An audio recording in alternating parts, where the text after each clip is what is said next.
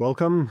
Today we are joined by Sean Fu, an economist and China expert, to discuss what is happening in the world. Thank you very much for coming back on. Hey, sure, Glenn. Anytime. Great to be here. Well, under the unipolar era, after the Cold War, people looked towards the United States, Western Europe, and Japan as the economic leaders, as they had as well throughout the Cold War. But now they all seem to have exhausted themselves in terms of debt and, well, many of the other basic economic indicators, and struggling increasingly. So I thought it would be interesting to start looking at Japan, because the debt level there is, of course, it's always been, well, not always, it's been a problem over the past decades now. But they keep introducing more and more stimulus. What do you see happening in Japan? Well, I think Japan is caught in a very dangerous trap. Either way, either solution that they choose, it's going to cause problems down the road. So right now, the immediate problem with Japan is imminent industrial collapse. Well, firstly, when you are selling a lot to the US and suddenly you are facing like 10 or 20% tariffs, a lot of your exports are going to go down. Japan's exports to the US has fallen at least 5 to 6 consecutive months, and that is not really good. And if we look at what the administration really wants, they want Japan to move a lot of their facilities, a lot of their factories, whether it's automobile plants, whether it's some of their semiconductors, to US shores. So Japan is feeling the threat from that area, right? And if we look on the currency side, the Japanese yen has been collapsing for over 6 to 7 months against the dollar. And understand that the dollar itself has been collapsing against other currencies, right? Whether that is the euro or whether that's the Chinese RMB. So if your currency is collapsing against the dollar, which is collapsing, means you're really in big trouble. And when the Japanese yen collapses, suddenly all their cost of inputs goes up. Now we have to understand that Japan, after the Fukushima nuclear disaster, a lot of their energy is being imported in. Now, I don't care whether that's oil, doesn't matter if it's LNG, even coal. Around 85 to 90% of their entire energy mix gets bought in from the global markets to Japanese shores. And if the yen continues to collapse right now, everything will cost more. Whether you're talking about the standard of living in Japan, domestic prices goes up. Whether you're talking about industrial inputs trying to make a new car, it's going to cost more. So right now, Japan is facing a very difficult situation, and they have to choose between: do we compromise the debt long term? Sooner or later, it's going to default and things will just blow up. We do not know when that will be. It's a black hole for now, black box. Or do we see our industries collapse tomorrow, next year? So obviously, by introducing the stimulus, Japan has chosen the short term fix, but there with it comes a lot of problems as well. Yeah, the heavy dependence on energy imports at a time when energy prices go up and the currency continues to weaken. That seems like a, yeah, trap would be the correct word to frame it. But what does this happen for the wider economy, the Japanese bond deals, and their ability to, well, I guess, hold US debt? Because if you look at the countries that hold US debt, now that the Chinese and Russians are getting out of it, Japan seems to be quite important in terms of also maintaining the American economy. Right. All right. So Japan does hold a lot of US debt, and I made a bit of an error over the last 1 to 2 weeks when I postulated that Japan most likely to save the yen, they will be dumping a lot of US treasuries, right? You know, you hold a lot over $1 trillion worth of treasuries, and if you dump a couple of 100 billion, you'll be able to easily cover the stimulus. You'll be easily able to at least keep the Japanese economy afloat for quite a while longer. However, we all know the relationship between the US and Japan. Now, the US definitely don't want their friends to dump their holdings of US Treasury bonds, not in this period of time. So, what Japan just did over the last week was the BOJ, which is Japan's central bank, the Bank of Japan, has hinted a concrete move to jack up their own interest rates.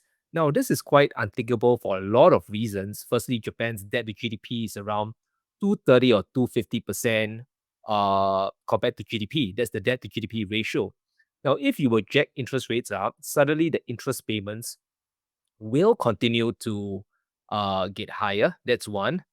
But when you jack interest rates up, it actually gives an incentive for the markets, at least your own local people, to bring back money from other markets, right? Because now you'll be able to gain a higher yield. The yen most probably is going to continue, will do a reversal and it will go up. So a lot of money, Japanese money that's floating around the global economy, especially US stocks, especially in US bonds, there's a very big chance of it flying back to Japan. So yes, you do not dump US Treasury, so that side of the equation is fine.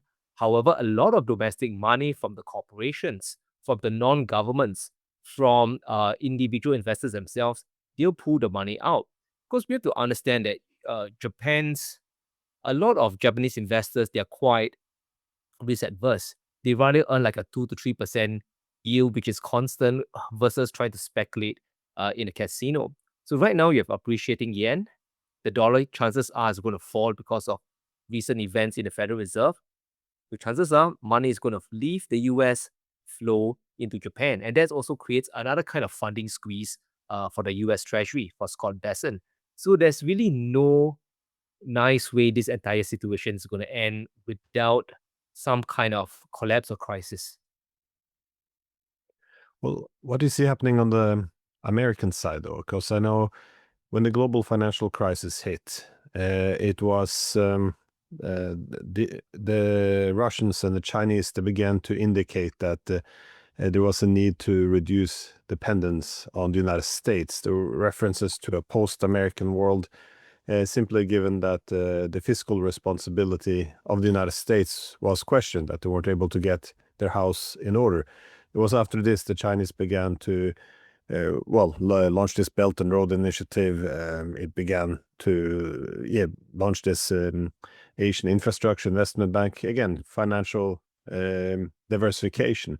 But in 2009, the US debt was at 9 trillion. Now it's at 38 trillion. So, and it doesn't seem to be slowing down. If anything, the debt levels are increasing. So, what does this mean for the United States? What are its options?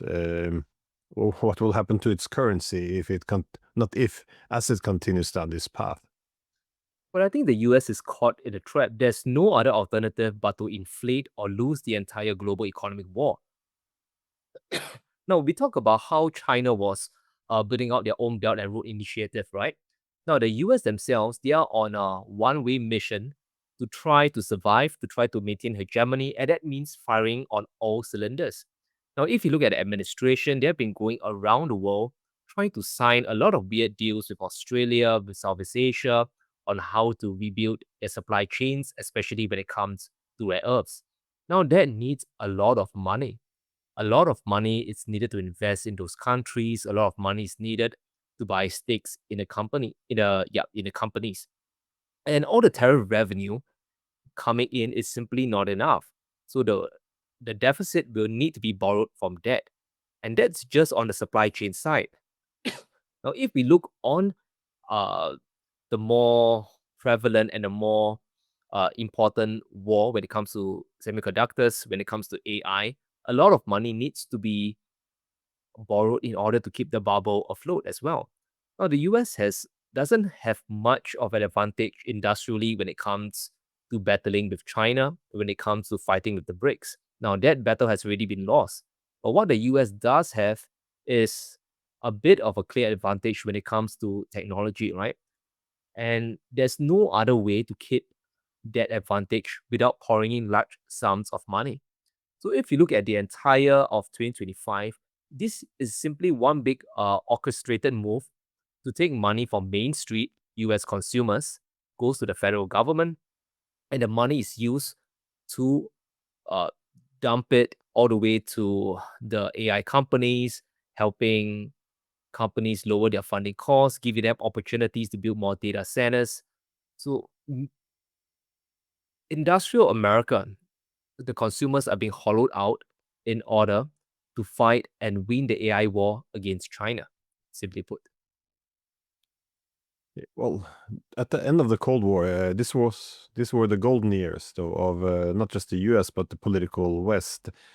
Traditionally, you fix the roof while the sun is shining, or you mend your nets when the sea is calm. That is, during the good times is when you get your financial house in order. Instead, during those decades, the U.S. as well as the rest of the political West went on a big party, and that is, spent a lot of money. So, given all the need now for developing its tech, getting its debt in order, it's really the wrong time, as you say, to fire from all cylinders to do this at this critical point. It doesn't seem to be um, a good option. But do they at least have any chance, you think, for improving the economy? That is to reindustrialize, win this tech war with the Chinese, because I know the AI bubble is a growing concern in the United States now.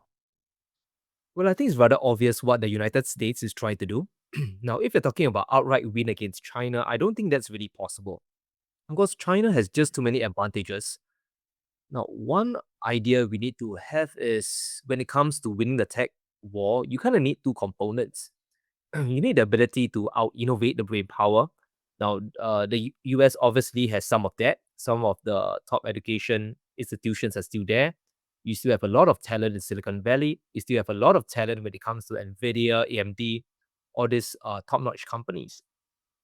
But the other side of the equation is something China has in spades, where the US almost doesn't have much of it as well. And that is the industrial capacity for manufacturing. And all this creates a very virtuous loop, right? If you have innovation, you'll be able to upgrade your manufacturing capabilities. When that manufacturing capabilities gets upgraded, it fuels even more innovation. So the US right now only has that innovation, which is fueled by debt and deficits, which is something really weird and unheard of. But if we look at the grand scheme of things, can the US economy survive, even thrive? I would say yes, but it will be at the expense of the G7 allies. So if we look at how the US is playing their cards, they are actively trying their best to bifurcate the world, right? The US is having a lot of exposure, a lot of attention being paid to the Western Hemisphere. We just need to look at recent actions. It's not very complicated to realize, right? Giving Argentina like a what was it, 10 or $20 billion bailout in order to help Javier Milei win the elections. The US is not doing it from the bottom of their heart. They want to be able to have more of a financial influence and say in Argentina. And we just need to look at the situation going on in Venezuela right now, right? We have ships patrolling the Caribbean seas. We have Trump trying to close down the airspace. Why? Because Venezuela is a very oil-rich country. So the US definitely wants to clamp down when it comes to the Western Hemisphere. And if we look at all the trade deals going on with Europe, which is strangely enough still very subservient to the Americans, I think the US understands that when it comes to BRICS, when it comes to the East, when it comes to global South, it's really gonna be hard for them to compete with them as when it comes to the basis of economics, when it comes to better products at a better price, they can't win. But they can definitely still arm twist their allies to fuel the US economy, um, s- so that they will thrive, GDP will grow. It's basically vampirism, right? Count Dracula. I call it the Count Dracula strategy. Yeah, well, there's some cannibalization, of course, of US allies as well, trying to extract some wealth from allies to get over this difficult time. But you mentioned before that the Japanese, for, of course, political reasons or also the security arrangement, has some limitations in terms of its ability to drop US debt.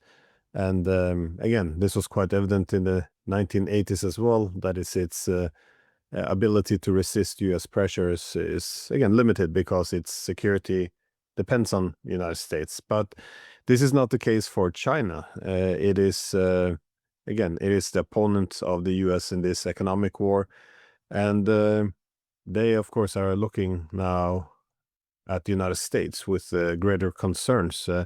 How do you see that China holds willingness to keep on holding U.S. debt, though? And if they do get rid of it, what would they actually replace it with?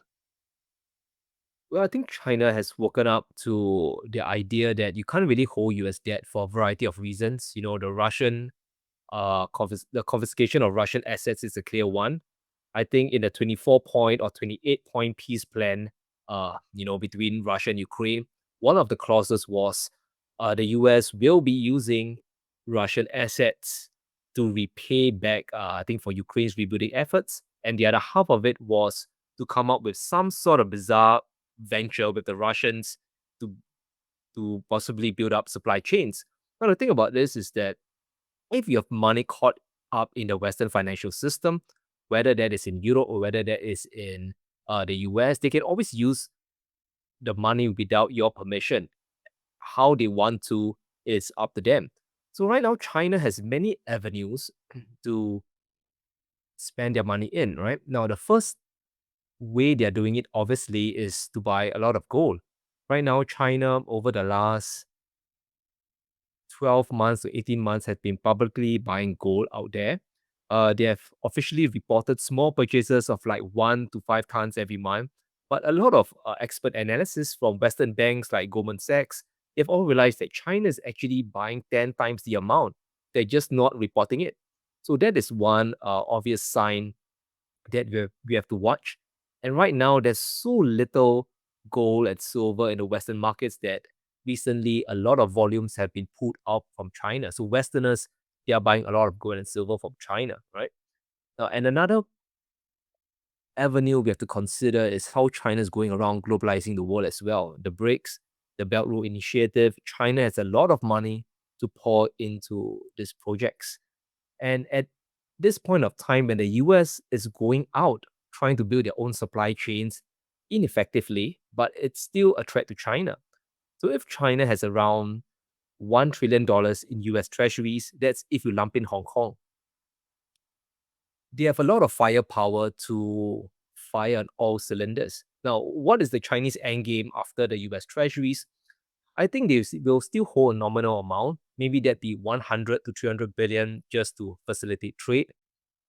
But I guess the inflection point will be once China is able to buy the majority of their cross-border trade, settle it in a Chinese yuan. Once that happens, there really isn't any need for them to hold treasuries in any great amounts.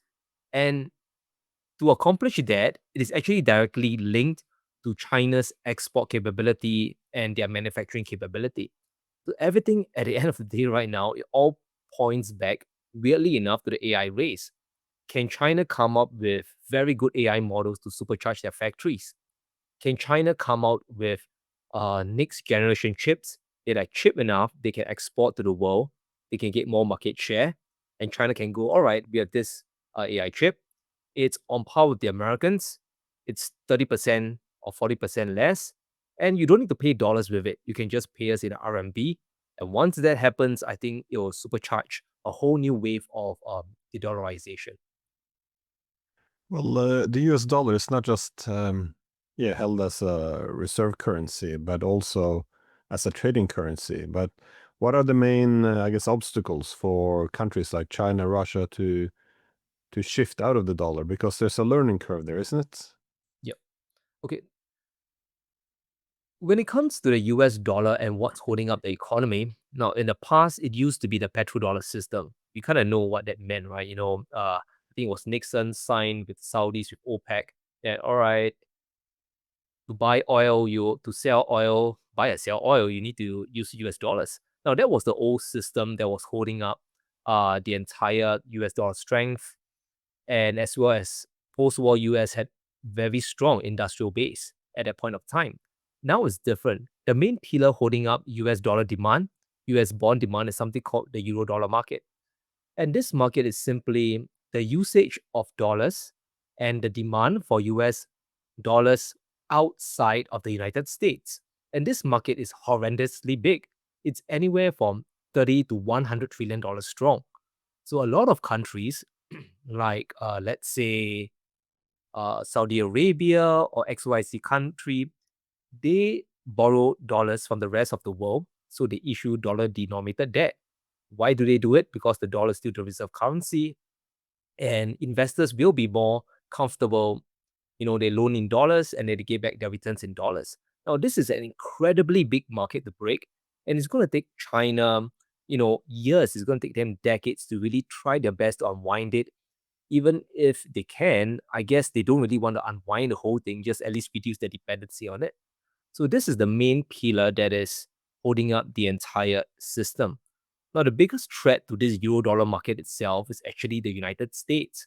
When it comes to all the endless borrowing, all the endless deficits, they are destabilizing the entire eurodollar market, especially when the underlying value of the asset itself, which is dollars, is losing more and more value every day.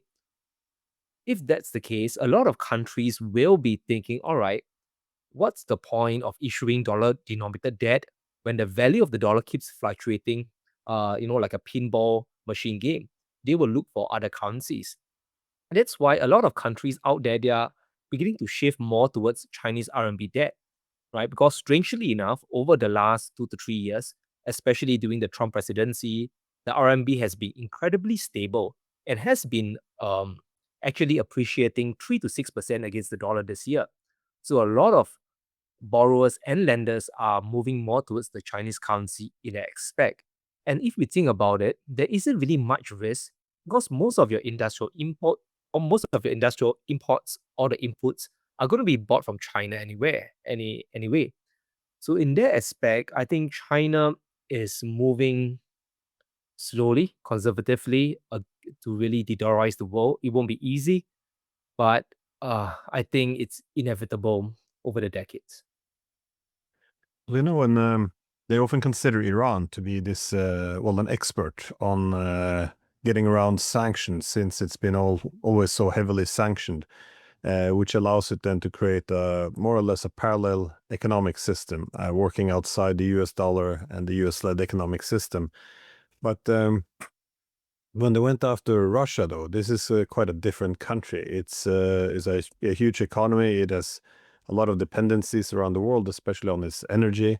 But how is again, huge sanctions against Russia trying to strangle its economy, and unsuccessfully so? How has this affected essentially the creation of a post-Western financial system? Because one gets the impression that it's the Russians and the Chinese who are spearheading a lot of these efforts to develop a new economic system. Of course, it's other countries are gravitating towards it, but this seems to be at the core. Now, China obviously has a economy which can't be compared to the Russian one. It's huge, but given the sanctions on Russia, this duo of Russia and China together, it seems to only have intensified this creation or decoupling from the US-led financial system.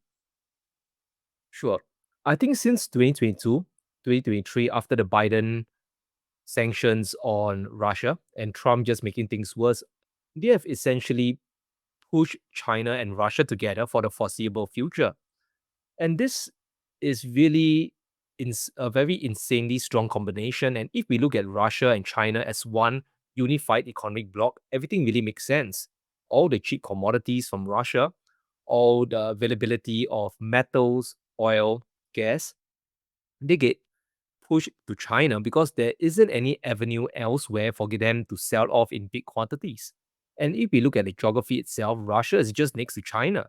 There's going to be even more infrastructure being built, linking all the oil and gas to from Siberia, from eastern Russia, all the way down to eastern China as well.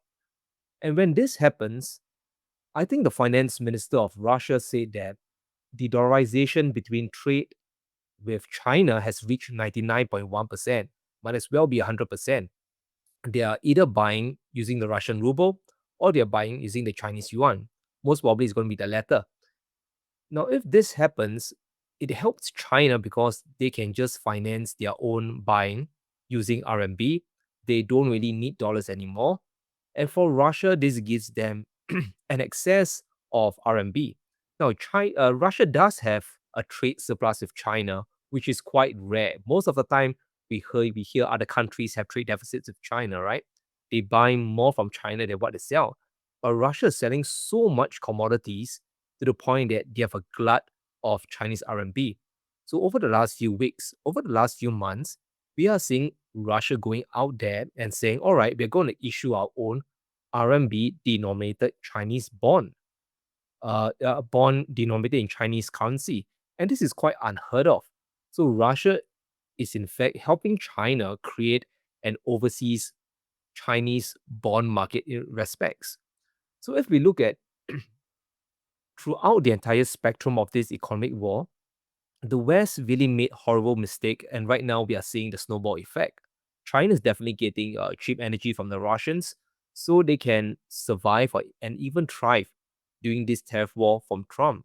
And right now, the demand for U.S. Treasuries, the demand for dollars is going to get compromised because Russian economy is going to grow, obviously, and that means they'll be issuing more RB bonds to the world. So this is really a self-virtuous loop that I don't think will stop anytime soon. Yeah, this is the problem with all of the sanctions on Russia. You have this vast amount of energy resources now being sent to Asia instead. Well, more specifically, or at least primarily to China.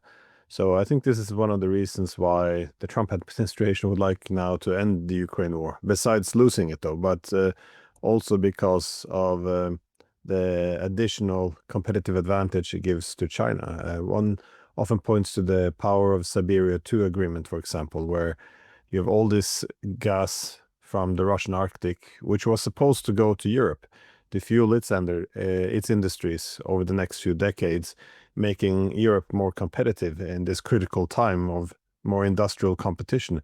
Instead, now all of this gas, which was intended for Europe, is now being sent to China for the next 30 plus years. This means they will get cheaper energy. The Europeans will get more expensive. So it's not just about Russia anymore. It's the economic advantage one is handing over to Asia, while Europe will continue to plummet. So it's quite dramatic, which is why these sanctions never really made that much sense at all, given that the Russians always had the opportunity to export to China, which seemingly has an unlimited thirst for more energy. It seems to be able to absorb anything that Russia wants to send. But how does all of this affect the U.S. efforts, though, to, I guess, not cancel China, but de-risk or decouple from the Chinese, given that they continue to only grow? Well, I think the US can decouple from China. They can de-risk from China to a certain extent. The issue right now is US supply chains are going to take at least 10 to 20 years to rebuild. Scott Bessent, Treasury Secretary, said that he'll embark on Project Warp Speed to get supply chains up from 12 to 24 months. And this is really, really bizarre. Now, when Scott Bessent came out and waved I think it was magnet around on CNBC, it was quite hilarious because it shows that US supply chains, US manufacturing is so horrendously behind. They're just creating the first magnet is suddenly a very big PR issue. It's a PR victory. I think the US will have to spend a lot of money in order to make this happen. And right now, their only solution that seems to be left is just taxing the rest of the G7, focusing a lot on South America, the Western Hemisphere, to get all the commodities out, to, let's say, sign more deals with Argentina. They're sitting on a lot of lithium in order to extract it out to fuel the US economy. So, can US economy growth be sustained? Can the entire economy grow? I would say yes, and it's predicated on two things. Now, the first is getting all their allies to submit and shift a lot of factories to the US, as well as all the investment pledges and buying stuff, goods from the US. And right now, it seems to be working. The pledges have not been officially ratified right now. But yes, the US is, in a sense, winning the trade war against most of their allies. Not against BRICS, but against their allies. Now, the second way the US can win is if their AI gamble pays off without the entire debt situation imploding without entering a recession first. But even that has risks. But the entire US plan of shuffling trillions of dollars into AI is they want to reach a state called AGI, artificial general intelligence, which is the next level. This is where AI can think for itself. It can just it can leapfrog human intelligence and is able to just self-innovate from that point. Now, how far are we from that? We have no idea. It can be 1 year, it can be 10 years, it can be 50 years. So right now, the US is just making a very big gamble. It's a race against self-implosion, I would say. But China, though, it also has some of its own problems. I don't know. There's some new numbers coming out now in December, and it suggests that China has slowed down a bit. Partly, yeah, they have some unemployment problems. The industrial output, I think retail sales also hasn't had the results they used to have. So there's now all this talk about China having peaked to some extent, or well, peaked I think is probably an exaggeration or not an appropriate term, but at least the growth is now more limited. And to some extent, this is fueling assumptions in the US that they can sustain a long-term economic competition with the Chinese. Do you see this as a reasonable assessment by the United States? Well, I think it's 50% true and the other 50% is mired in fantasy, right? Now, the thing is, China, every country right now has a lot of economic problems, especially after the tariff war. Definitely, some Chinese industries are struggling. They have their own market wars, especially when they are still exporting things to the US. So maybe they do undercut prices here and there. However, we are moving towards a global state of inflationary expansion. A lot of debt and deficits, they're going to come from every country out there. It's going to come from Europe. It's definitely happening in the US. Japan just revealed their own, as we know, $120 billion stimulus is coming. And right now, China, there have been rumblings in the central government about creating their own stimulus. Now, this is the difference between China and American stimulus. China right now has the ability to ramp up the stimulus like no other, especially when it comes to bond yields. Now, if we look at the US 10-year cost of borrowing, it is still somewhere between 4 to 4.2%. Now, if you look at China, it's 1.8 to 1.9%. So you're looking at double the borrowing cost, and US debt is higher than China. So right now, you have a bit of an unbalance there as well. Now, if we look at how the money is being spent, it's also not a fair fight. The edge still goes to China. We know that cost in the US is very high. Salaries are much higher than in China. The cost of almost everything, even steel, aluminum, because of the tariffs, they are 20 to 30% higher. So let's say you spend $1 in the US, maybe you get $1.20 of output, for example. But if you spend $1 in China, you might be able to get $2 or maybe $2.50 worth of output. So China, on a realistic basis, they can stretch their money even further. So I think what the Washington thinks is that they'll be able to outlast China, but I don't really think so. I think they'll come to the realization sooner or later that they will need to have a amicable divorce with China before the debt implodes, before the wealth inequality gets out of control, and before people just revolt on the streets because of the collapsing dollar. I think we are going to reach that eventuality, the end game. So decoupling completely from China then in separate like geoeconomic blocks. This is the solution, you think, for the United States? I think that is going to be the solution. Well, I'm not saying that US and China trade will forever stop. There will definitely be some remnants of trade in hundreds of billions of dollars, definitely. Talking about two gigantic economies that even after the tariffs, for example, right? 60 to 70% of toys made or bought in the US comes from China, and it's after the brutal tariffs. So there'll still be quite a bit of random remnants of trade. But when it comes to the big things that really moves the global economy, like chips, semiconductors, I believe these two blocks would be quite separate. It's going to be unthinkable if you're the US to allow all your G7 allies to buy Chinese chips. At the same time, if you're China, you're supplying the whole world with your chips. Why would the rest of the world, especially BRICS, Russia, Global South, buy US chips that are 40 to 50% more expensive, that some people say they have a backdoor in them? So I guess a multipolar world or bifurcation of economic blocks is going to happen sooner or later. Yeah, well, the United States doesn't want to isolate itself completely. So, if it forms geo-economic blocks, the whole purpose would be then to capture those markets, have them sever themselves completely from, not completely, but largely from China, and commit themselves only to the United States. This is difficult to keep in place, though, because if it makes more economic sense to trade with China, there has to be some reliance on other reasons, for example, security arrangements to keep this geoeconomic blocks together. But Europe, though, I think is a good example. That is, the United States has now, well, more or less told the Europeans, and the Europeans are obeying the idea that they should instead buy much more expensive American energy as opposed to Russian. And the Europeans are following this.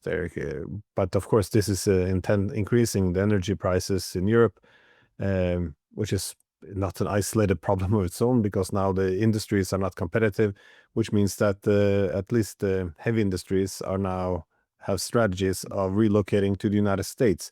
So they kind of get the Europeans at both ends here. But just my last question is, well, what do you see happening to Europe? Because the whole idea of this geoeconomic blocks is is to create a preferential position for the United States in, as you said, the G7 countries primarily.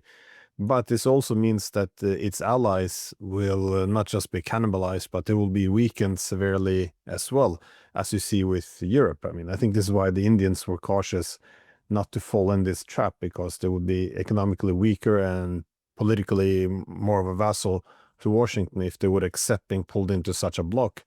But what do you see happening for Europe? I think Europe is caught in a very bad situation. Well, there is a way, but I will give it a 99.999% chance it won't happen. Now, a good way for Europe to regain their competitive advantage is to front run the Americans and create a sort of separate deal with the Russians, right? If you're able to bring back cheap Russian energy, if you're able to tap onto Russian labor, and Russia has a lot of land, and I'm quite confident that, for example, environmental regulations there are less stringent than in the EU. Now, if you're able to do that and front run Trump in such a manner that the Americans suddenly lose their leverage on the EU to buy expensive US energy, for example, Europe will be able to kickstart their economic engine. No, Europe is not totally done right now, but all the actions that we see, that I see, that I'm sure that you see, is just very confounding. Or like they still want to continue supporting Ukraine to the bitter end, when there's a lot of evidence shows that sooner or later, whether that's 1 year, 5 years, everything will just come to a screeching halt, right? And even more land will be lost to the Russians if you don't really come to agreement sooner or later. And I guess Europe, if they are able to find a way to work out with one of their biggest neighbors, they'll be able to wrestle a lot of advantages away from the US as well from China, right? China is getting a lot of cheap energy from the Russians. Why? Because they don't have any other outlets to sell.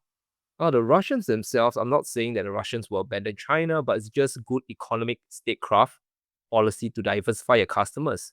So some volumes will flow to the EU. You know, Russia's still supplying Hungary with energy as well. So it's definitely possible for the Russians to sell a bit more energy to the EU.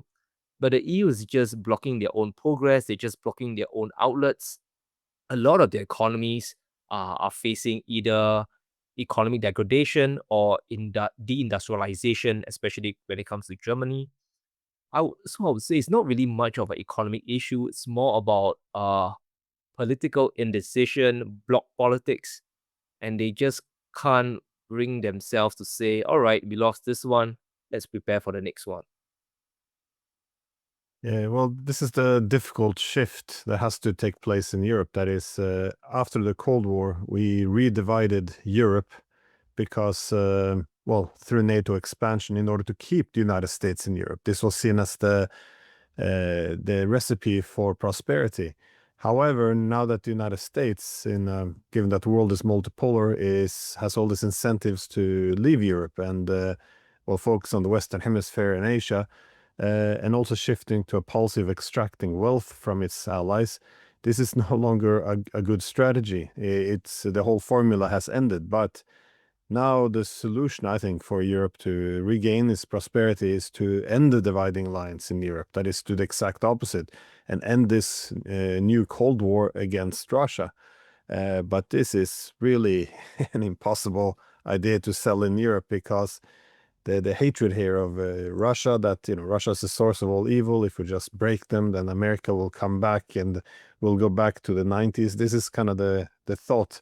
So there's no political imagination after 80 years of living under Right. the dominance of the US. There's no political imagination to do something radical like not redivide and remilitarize the dividing lines of Europe. But anyways, thank you very much for taking time to share your insights. It's really fascinating things which are happening now.